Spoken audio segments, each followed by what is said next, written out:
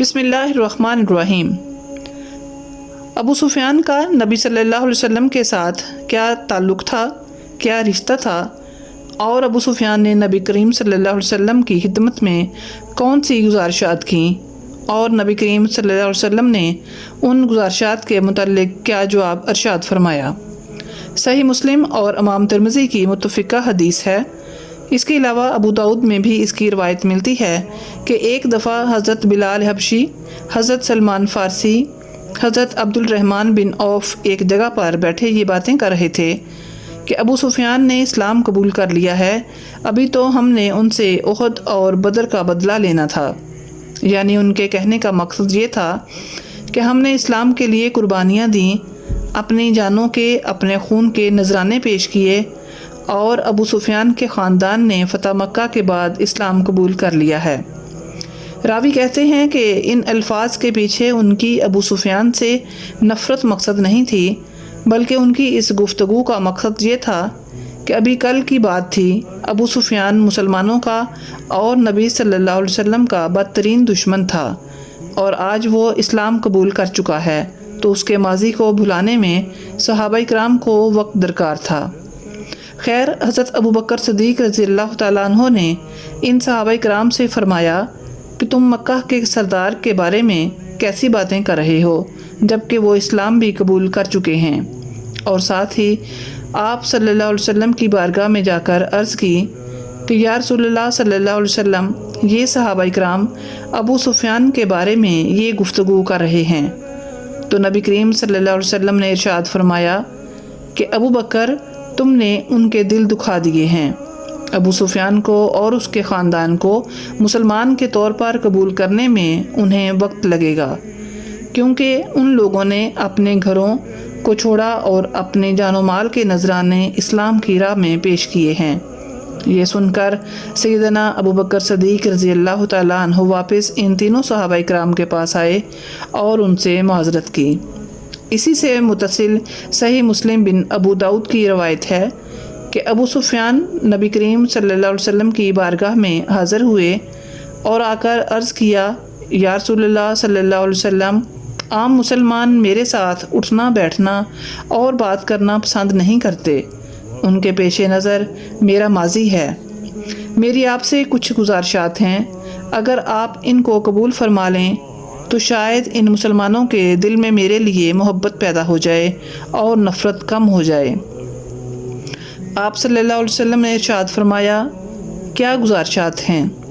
ابو سفیان نے کہا کہ میری بیٹی کے ساتھ آپ نکاح فرما لیں، میرے بیٹے معاویہ کو اپنا کاتب اور خدمتگار مقرر فرما دیں، اور مجھے کسی جہادی گروہ کے ساتھ بھیج دیں، تاکہ جیسے میں اسلام کے خلاف جنگ لڑتا تھا، ایسے ہی میں اسلام کی راہ میں جہاد کرتا ہوں اور اپنی جان قربان کر دوں۔ امام طبری اور امام غزالی فرماتے ہیں کہ نبی پاک صلی اللہ علیہ وسلم کی مبارک فطرت اور عادت تھی کہ آپ کبھی کسی کو انکار نہیں کرتے تھے۔ چنانچہ آپ صلی اللہ علیہ وسلم نے ابو سفیان کی تینوں گزارشات کو قبول فرما لیا اور ان کی صاحبزادی کے ساتھ نکاح فرمایا، امیر معاویہ کو اپنا کاتب مقرر فرما دیا، اور ابو سفیان کو ایک جہادی لشکر کا سپاہی سالار بنا کر بھیج دیا۔ ابو سفیان رضی اللہ تعالیٰ عنہ کا نسب مبارک چوتھی پشت میں جا کر نبی پاک صلی اللہ علیہ وسلم سے مل جاتا ہے۔ آپ کا نام صخر بن حرب بن امیہ بن عبد الشمس بن عبد مناف ہے، اور مشہور کنیت ابو سفیان ہے۔ رشتہ داری کے اعتبار سے حضرت ابو سفیان رضی اللہ تعالیٰ عنہ نبی کریم صلی اللہ علیہ وسلم کے سسر ہیں۔ آپ رضی اللہ تعالیٰ عنہ کی ایک بیٹی حضرت رملہ ام حبیبہ رضی اللہ تعالیٰ عنہ نبی کریم صلی اللہ علیہ وسلم کی زوجہ محترمہ ہیں، دوسری بیٹی حضرت میمونہ رضی اللہ تعالیٰ عنہ ہیں، جو حضرت حسین بن علی رضی اللہ تعالیٰ عنہ کی ساس صاحبہ یعنی خوش دامن ہیں۔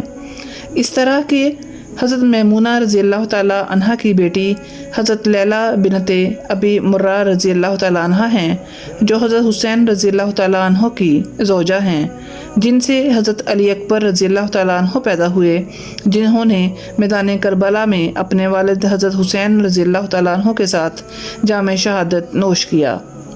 ایسے ہی بنو امیہ اور بنو ہاشم کے آپس میں بے شمار رشتے گنوائے جا سکتے ہیں، جیسا کہ سیدہ زینب بنت علی رضی اللہ تعالی عنہا کی ایک سوتیلی بیٹی یزید کی بیوی تھی۔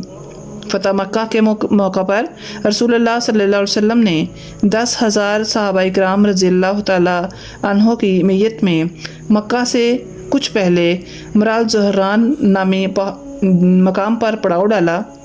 قریش کو اس کی خبر ہوئی تو انہوں نے ابو سفیان اور کچھ لوگوں کو بغرض تجسس بھیجا۔ ابو سفیان سے ایک شخص نے کہا کہ شاید یہ بنو خزاع کے لوگ ہیں جو بدلہ لینے آئے ہیں۔ ابو سفیان نے کہا نہیں، ان کے پاس اتنے لوگ کہاں، جبکہ دوسری طرف معاملہ یہ تھا کہ حضرت عباس رضی اللہ تعالیٰ عنہ فرماتے ہیں میں مسلمانوں اور ان کے لشکر کی حالت کو دیکھ کر سمجھ گیا کہ اگر رسول اللہ صلی اللہ علیہ وسلم نے جنگ کے ساتھ مکہ کو فتح کیا تو قریش کی خیر نہیں، ہاں اگر کسی طریقہ سے قریش کو خبر ہو جائے اور وہ آ کر امن میں داخل ہو جائیں تو بہتر ہے۔ اسی فکر میں نکلا کہ چند آدمیوں کی آوازیں میرے کانوں میں پڑیں۔ یہ لوگ تجسس کی غرض سے آئے ہوئے تھے، جن میں ابو سفیان بن حرب بھی تھے۔ میں نے ان کو پہچان لیا۔ ابو سفیان نے مجھ سے لشکر کا حال معلوم کرنا چاہا تو میں نے کہا رسول اللہ صلی اللہ علیہ وسلم 10,000 کے لشکر کے ساتھ تشریف لائے ہیں۔ ابو سفیان نے کہا کہ پھر مجھے کیا کرنا چاہیے؟ میں نے کہا کہ خدمت اقدس میں حاضر ہو کر امان حاصل کر لو۔ چنانچہ میں ابو سفیان کو سواری پر بٹھا کر لے چلا۔ راستے میں حضرت عمر رضی اللہ تعالیٰ عنہ نے دیکھ لیا تو فرمانے لگے الحمدللہ، آج ابو سفیان کسی معاہدہ کے بغیر ہی قابو میں آ گئے۔ مگر میں نے بہت جلدی سے ابو سفیان کو خدمت نبوی میں حاضر کیا۔ پیچھے سے حضرت عمر رضی اللہ تعالیٰ عنہ بھی تشریف لے آئے اور عرض کی اجازت دیجیے میں ابو سفیان کی گردن مار دوں، مگر آپ صلی اللہ علیہ وسلم نے ان کو امان عطا فرمایا۔ دوسرے دن ابو سفیان حاضر خدمت ہوئے اور صدقے دل سے ایمان لا کر حلقہ بگوش اسلام ہو گئے۔ نبی رحمت عالم صلی اللہ علیہ وسلم نے اپنے چچا حضرت عباس رضی اللہ تعالیٰ عنہ سے فرمایا ابو سفیان رضی اللہ تعالیٰ عنہ کو پہاڑ کی چوٹی پر لے جاؤ تاکہ وہ مجاہدین اسلام کے جاہ و جلال کا خوب اچھی طرح مشاہدہ کر سکیں۔ چنانچہ انہوں نے ایسا ہی کیا اور ابو سفیان رضی اللہ تعالیٰ عنہ کو پہاڑ کی چوٹی پر لا کر کھڑا کر دیا۔ انہوں نے لشکر اسلام کے جاہ و جلال اور عسکری قوت کا مظاہرہ کیا۔ یہ جنگی حکمت عملی تھی کہ اپنی افرادی قوت کا پوری قوت سے اظہار کرو۔ اس سے ابو سفیان رضی اللہ تعالیٰ عنہ خوب سمجھ گئے کہ قریش اس لشکر اسلام کا مقابلہ ہرگز نہیں کر سکتے۔ اس کے بعد حضرت عباس رضی اللہ تعالیٰ عنہ نے عرض کیا یا رسول اللہ، ابو سفیان سرداران مکہ میں سے ہیں، فخر کو پسند کرتے ہیں، لہٰذا ان کے لیے کوئی قابل فخر اعلان ہونا چاہیے۔ تو رسول اللہ صلی اللہ علیہ وسلم نے فرمایا کہ اعلان کروا دو کہ جو شخص ابو سفیان کے گھر میں داخل ہوگا اسے امن ہے۔ نبی پاک صلی اللہ علیہ وسلم کا ارشاد مبارک ہے کہ انسان کا اسلام قبول کرنا اور ایمان لانا اس کے پچھلے سارے گناہوں کو مٹانے کا سبب بنتا ہے۔ چنانچہ جو اہل اعتراض حضرت ابو سفیان رضی اللہ تعالیٰ عنہ پر طرح طرح کے اعتراضات اٹھاتے ہیں اور بنو امیہ اور بنو ہاشم کی آپسی خاندانی رنجشوں کے سبب ابو سفیان رضی اللہ تعالیٰ عنہ اور باقی صحابہ کرام رضی اللہ تعالیٰ عنہ کے درمیان بغض اور عداوتوں کو ثابت کرنے کی کوششیں کرتے ہیں، ان کو ہوش کے ناخن لینے چاہیے، کیونکہ ابو سفیان رضی اللہ تعالیٰ عنہ وہ صحابی ہیں جنہوں نے اسلام قبول کرنے کے بعد اسلام کے لیے بھی بے شمار جنگیں لڑیں۔